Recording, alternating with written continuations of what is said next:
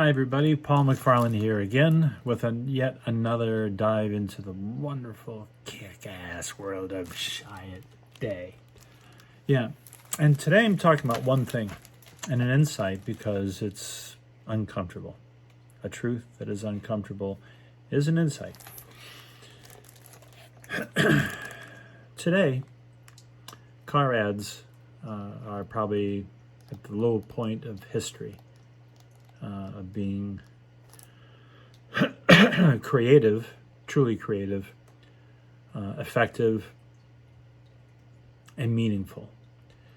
And part of that is not an agency or even a CMO's problem, because the manufacturers themselves have taught us all, you don't go to a car dealership anymore to buy, you get an order fulfilled. And they don't sell you a car because you've been on the website, you built it all yourself, you've done all the things the technology has asked you to try, to see the color and the options, even build the whole thing, know what the price should be even before you go in.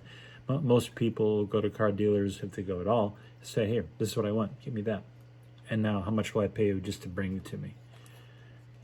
They're all locked arm, the car dealers. That's why they don't want Tesla dealers, etc. They don't want anything to change.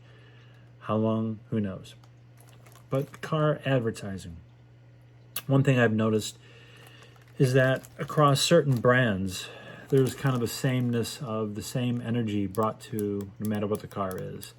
Whether it's, a commuter car, an econo box, an SUV, a sports car, whatever. It just seems all Hollywood, high energy, cut, all the Super Bowl ads with the cameos by the celebrities and everyone dancing in the streets. You know what I mean? It's all kind of the same. But I'm going to take you back to 1988. The Kurt and Marty Anderson Road to Rio ads for the Nissan Pathfinder, which of course had lots of television too. All the great TV spots. It was a great campaign. It was different at the time, of course, because we were following a Chicago couple driving, through Central America, going to Rio de Janeiro, and at a time now where you've got so many reality TV shows that are, such bullshit anyway. But what I'm trying to make the point is that every car is so similar today. There's a place I go hiking where at the top of a cliff, I look down on an interstate and I see the cars go by. There's basically the ones that go whoosh, like that, which are sedans. There are the SUVs, pickup trucks, and that's about it. And most people realize it doesn't matter what you buy. But the point is, what Chiat Day did with this Pathfinder campaign, they didn't do it like it's a Nissan. They did it like it's a Pathfinder. And what does that mean? Exploration, travel, adventure is not simply bungee jumping and squirrel shooting with a Mountain Dew. It's not just exhilaration, childish, hormones on four wheels. Certain cars that aspire to a certain lifestyle. Why do you get an SUV? Then it was a different kind of vehicle. What do you do with it? You take it on an adventure. Now people drive SUVs because that's what an American car is, or a crossover, right? And the thing is there a possibility that a particular model could invite people on a particular journey? Very specific.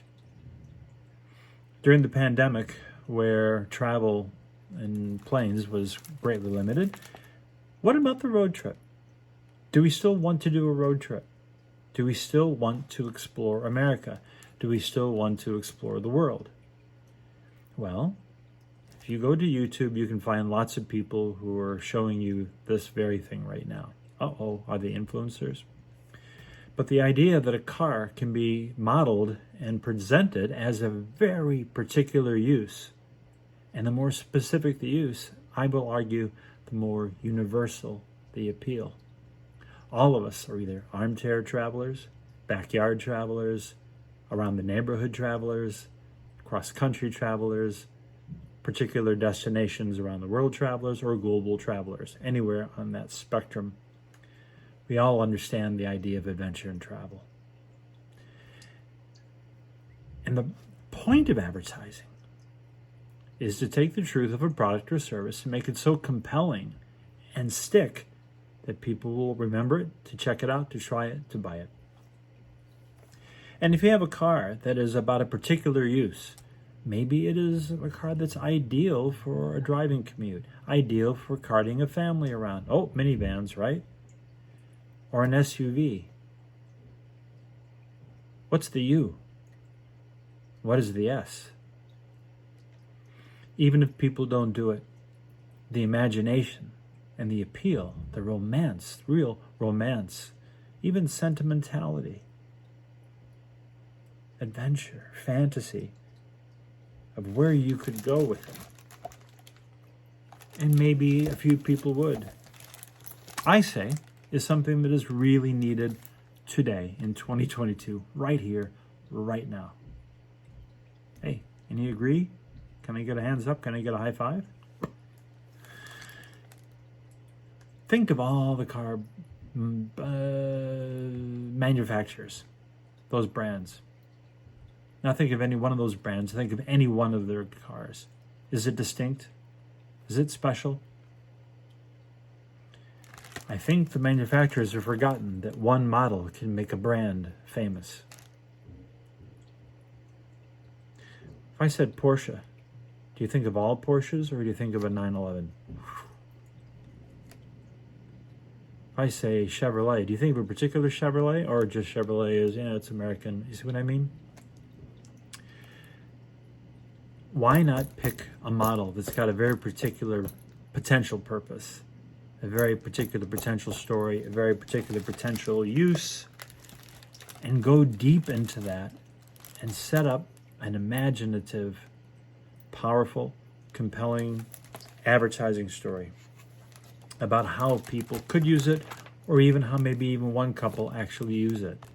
Just because everyone's doing something like this on YouTube now doesn't mean you can't do it better, with a bigger budget, with more resources.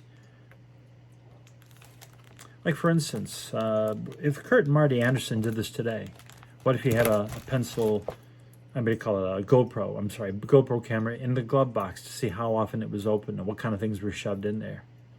Or one in the console that showed that. Or one that was under the seat that sensed how often the driver farted. I mean, come on. There's a lot of ways you can go with this. Wild people travel and what they do, and invite people to come along. Imagine the passenger anyway, not the driver, with an iPad or something and doing shared things on TikTok or whatever else, moments, passing borders, or going into the jungle or wherever. You could blow this out a little bit farther, and you could give people the sense of really testing and experiencing a particular kind of car for a particular kind of use, and make that particular model famous to make the brand famous. In 2022, looking ahead into 2023, don't you think that's a very ripe opportunity to be explored?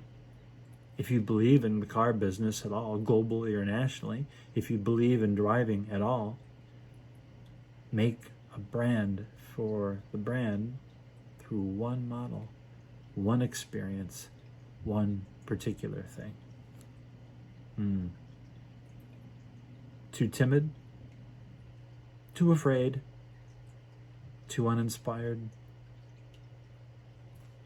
Let me inspire you.